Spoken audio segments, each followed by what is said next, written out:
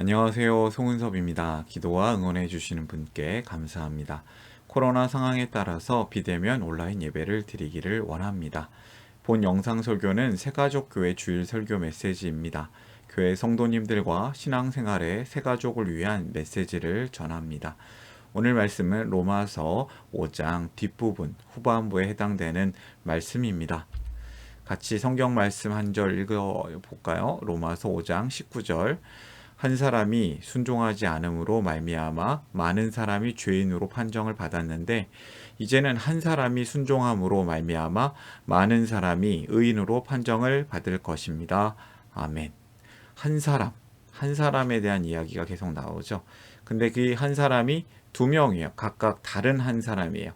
어떤 한 사람은, 그리고 또 다른 어떤 한 사람은, 이런 이야기 시작되고 있습니다. 오늘 설교 제목이 죽었다 살았다, 죽었다 살았다. 이 말씀을 가지고 메시지를 전하기를 원합니다. 이 메시지는 교회를 한 번도 안 가본 사람에게도 들리는 메시지가 되기를 원하고요. 교회를 다녀본 사람들에게도 역시 은혜와 도전이 되는 메시지, 성도님들이 스스로 은혜를 찾아서 말씀을 먹을 수 있는 메시지가 되기를 원합니다. 듣는 분들을 억지로 웃기려고 하거나 자극적인 말을 하지 않습니다. 설교자의 성경 해석의 능력이 자랑하는 거거나 특별한 묵상을 전하는 것이 목적이 아니라 어쩌면 평범하게 성경 본문이 전하는 메시지를 그대로 전하기를 원합니다. 길다고 다 좋은 설교 아니고 짧다고 다 좋은 설교는 아니겠습니다. 이 메시지가 조금 짧을 수도 있지만 담백하게 전하기를 원합니다. 세상에서 가장 어려운 일 뭘까요? 저 어렸을 때 세상에서 가장 어려운 일은 죽었다 살아나도 할 수 없는 일은 죽었다 살아나기다. 네, 제가 인터넷을 좀 찾아보니까요, 세상에서 가장 어려운 일 하고 검색을 해보니까 이 생텍쥐베리의 어린 왕자 이 후속편이 있는데요. 이 생텍쥐베리 재단에서 쓴 두 번째 이야기, 어린 왕자 두 번째 이야기에 이런 대화가 있다고 해요. 세상에서 가장 어려운 일이 뭔지 아니? 글쎄요. 돈 버는 일, 밥 먹는 일. 세상에서 가장 어려운 일은 사람이 사람의 마음을 얻는 일이란다. 여러분, 죽었다 살아나기가 어려울까요? 사람의 마음을 얻는 일이 어려울까요? 제가 봤을 땐 두 가지다. 정말 어려운 일입니다. 세상에서 가장 어려운 일, 그 어려운 일을 자꾸 해내시는 분이 있습니다. 자꾸 해냅니다. 우리 주님이 바로 예수님. 당신께서 스스로 하셨고 또한 믿는 우리를 죽었다 살아나게 하십니다. 오늘 메시지로 깊이 더 들어가 보겠습니다. 세 가지 질문을 준비했어요. 중심이 되는 세 가지 질문입니다. 이해하기 쉬운 질문이고 답도 쉽습니다. 이 메시지를 듣는 분들이 이 본문을 이해하는 중요한 세 가지 기둥이 되었으면 합니다. 저의 설교 메시지도 도움이 되시겠지만 하나님의 말씀, 이 성경 자체가 우리 성도님들 각자에게 직접 주시는 은혜와 도전이 있기를 바랍니다. 첫 번째 질문이에요. 한 사람의 불순종의 결과는 무엇인가? 12절이요. 그러므로 한 사람으로 말미암아 죄가 세상에 들어왔고 또 그 죄로 말미암아 죽음이 들어온 것과 같이 모든 사람이 죄를 지었기 때문에 죽음이 모든 사람에게 이르게 되었습니다. 한 사람의 불순종, 이 한 사람 누구죠? 아담인데요. 이 한 사람의 불순종으로 모든 사람이 죄를 짓고 죽음에 이르게 되었다. 이 한 사람 때문에 죄의 개념, 죄의 존재가 나타난 것이죠. 그리고 이 죄가 세상에 들어와서 모든 사람이 죄를 짓게 되었고 죄로 인하여서 죽음, 육체적 죽음, 영혼의 죽음, 하나님과의 단절에 이르게 되었습니다. 로마서 5장에는 계속 이 한 사람에 대한 죄가, 한 사람의 범죄에 관해서 계속 언급하는데요. 정말 많이 나옵니다. 15절, 17절, 아담 한 사람의 범죄 때문에, 18절, 한 사람의 범죄 행위 때문에, 19절, 한 사람이 순종하지 않음으로 말미암아. 이렇게 한 사람, 그 한 사람이 아담임을 밝히고 있습니다. 아담 한 사람의 불순종이 도대체 무슨 불순종입니까? 창세기 1장부터 3장까지의 그 내용이 나오는데요. 창세기 2장 16절 17절에 하나님의 명령이 있어요. 주 하나님이 사람에게 명하셨다. 동산에 있는 모든 나무의 열매는 네가 먹고 싶은 대로 먹어라. 그러나 선과 악을 알게 하는 나무의 열매만은 먹어서는 안 된다. 그것을 먹는 날에는 너는 반드시 죽는다. 이러한 메시지 가운데 아담이 이 약속을 어기게 되는 것이죠. 그래서 죄가 죽음을 이르게 만들었습니다. 사람과 하나님과의 관계가 문제가 생긴 것이 죄이고 완전히 끊어지는 것이 영원한 죽음이 됩니다. 죄의 결과 죽음을 기억하라. 우리 죽음을 두려워해야겠습니다. 하나님과의 단절, 영원한 죽음을 두려워해야겠습니다. 하나님을 떠난 불순종으로 죽음에 이릅니다. 그냥 아담이 나무 열매 하나 먹은 것에 지나지 않은 게 아니에요. 하나님과 끊어진 관계가 되는 죄였거든요. 종이를 한번 접으면 종이를 접기 전까지는 아주 깨끗했는데 한번 접히는 순간 계속 그 자국이 남습니다. 아담의 죄가 그러합니다. 우리 인류의 대표성을 지냈을 뿐만 아니라 인류의 조상이므로 모든 인류가 함께 아담 안에서 범죄를 하게 되는 것이죠.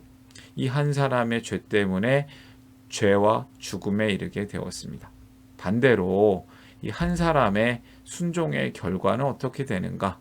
이 한 사람은 예수님이시죠. 5장 19절을 읽어볼까요? 한 사람이 순종하지 않음으로 말미암아 많은 사람이 죄인으로 판정을 받았는데 이제는 한 사람이 순종함으로 말미암아 많은 사람이 의인으로 판정을 받을 것입니다. 아멘. 한 사람이 예수님이 순종함으로 많은 사람이 믿음의 사람이 의인으로 판정받는다. 예수님이 무엇을 순종하셨습니까? 하나님의 뜻에 순종하셨죠.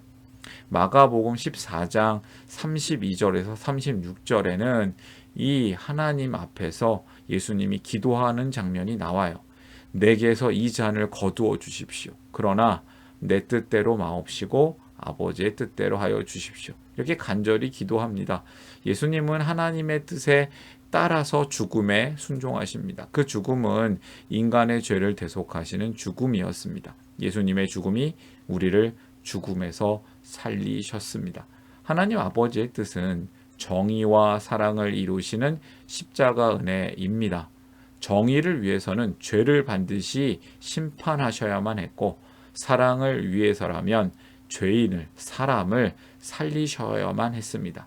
이 어려운 문제를 죄 없는 예수님을 십자가에 죽게 하심으로 이 모든 것을 이루셨습니다. 예수님을 죽이시는 계획 가운데 예수님은 이 뜻에 순종하셨습니다. 그래서 그분을 믿는 우리는 의인으로 인정을 받는 것이죠. 원래 의인은 아니었는데 의인으로 인정받게 되었습니다. 이것은 하나님의 선물입니다. 로마서 5장 17절에는 이 하나님의 선물에 관해서 언급합니다.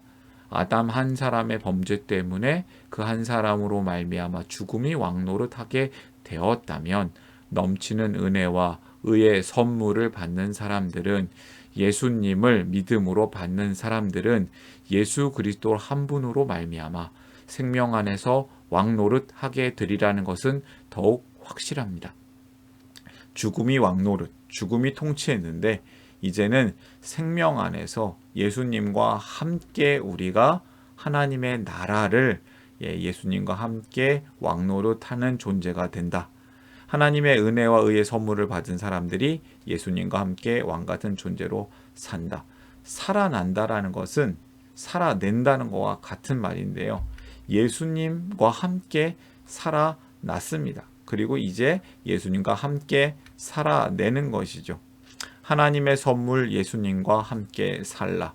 죽음에서 살아나라. 그리고 예수님과 함께 살아내라. 하나님께서 보내신 예수님의 순종이 우리를 살리셨습니다. 죄가 많은 곳에 무엇이 넘치게 되었는가? 세 번째 질문인데요. 율법은 범죄를 증가시키려고 끼어 들어온 것입니다. 그러나 죄가 많은 곳에 은혜가 더욱 넘치게 되었습니다.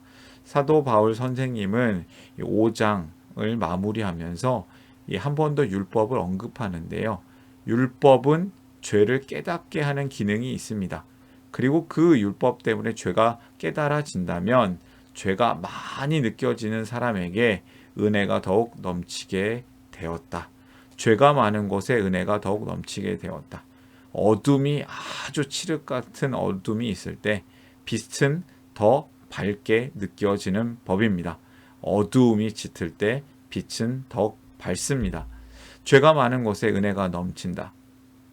모든 사람의 죄가 용서받습니다. 믿는 자에게는 하나님의 용서가 있습니다. 그렇다면 죄를 많이 지었던 사람일수록 하나님의 용서받은 크기가 크게 느껴지는 것입니다. 죄가 많은 곳에 은혜가 넘친다. 그러나 은혜를 더 받기 위해서 죄를 일부러 더 짓는다? 그것은 아니 되는 말입니다. 은혜가 있다면 하나님 앞에서 죄를 회개하게 되어 있는데 그 죄를 회개한 사람이 죄를 더 지을 수는 없는 것이죠. 만약 그런 사람이 있다면 그 사람은 가짜 회개를 한 것이고 하나님의 더 큰 심판이 있을 것입니다. 아주 가물었을 때, 아주 목말랐을 때, 이 생수가 주어졌을 때 물이 더욱더 은혜로 달콤하게 느껴집니다. 메마른 땅과 같은 이 영혼에 하나님께서 생수의 강을, 은혜를 부어 주십니다. 이 생수의 강, 예수님이시죠. 예수님을 믿으시길 바랍니다. 예수님을 믿게 되면 우리는 죽었다 살아납니다. 아담 한 사람으로 죽었다가 예수님 한 사람으로 살아나기, 죄인으로는 죽고 의인으로는 살기, 죽었다 살아나기, 정말 어려운 일인데요. 이것을 해냅니다. 누가요? 예수님 안에 있는 우리가요. 죽었다 살아난 사람은 어떻게 살게 되겠습니까? 죽으면, 영원히 죽으면 못했을 일을 이제 열심히 해야 될 것 아니겠습니까? 죽으면 의미 없을 일을 이제 더 이상 하지 않으려고 합니다. 죽었다가 살아났다면 죽었다 살아난 그 일을 자랑합니다. 살려주신 분을 찬양합니다. 그래서 세 번째 메시지는요. 생명을 주신 하나님을 자랑하라. 죽었다 살아난 것을 기뻐하라. 죄인인 우리를 살리시는 하나님의 은혜가 큽니다. 죄가 많은 곳에 은혜가 큽니다. 은혜가 많습니다.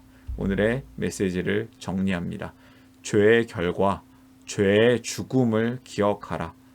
죄를 싫어해야겠죠. 하나님을 떠난 불순종으로 죽음에 이릅니다. 이 불순종을 떠나시길 바랍니다. 두 번째 메시지입니다. 하나님의 선물, 예수님과 함께 살라.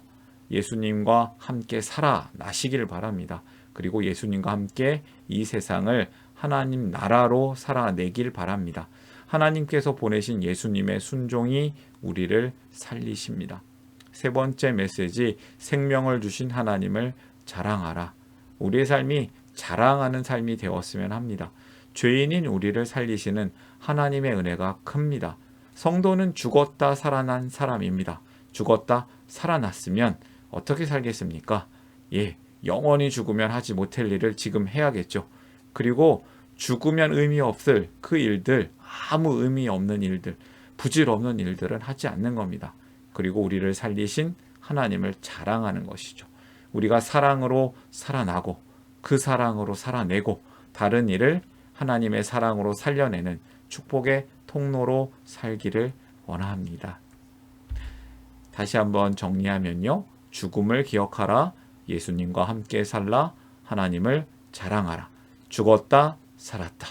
죽었다 살았다. 오늘의 메시지입니다. 이 메시지를 보시는 분들이 함께 하나님의 은혜와 평강이 가득하고 넘치시기를 바랍니다. 송은섭입니다. 저를 통해 또는 누군가의 추천과 우연한 기회로 이 메시지를 보게 되신 분들께 감사합니다. 모든 성도님들은 하나님 나라의 새가족이십니다. 교회 처음 온 사람만 새가족이 아닙니다. 저와 여러분이 모두 새가족, 새로운 가족 관계입니다. 기독교를 잠시 떠났거나 새롭게 시작하는 분들을 위해서도 쉬운 메시지를 준비했습니다. 이 설교는 새가족교회 공동체 가족과 후원자를 위한 메시지인데요. 혹시 새가족교회 가족이나 후원자가 되기를 원하시는 분들은 이메일로 또 카톡 아이디로 연락을 주시면 감사하겠습니다. 제가 부족하기 때문에 이 메시지에 오류가 있을 수 있습니다. 알려주시면 겸손하게 배우고 다음에는 고치도록 하겠습니다. 사랑합니다. 축복합니다.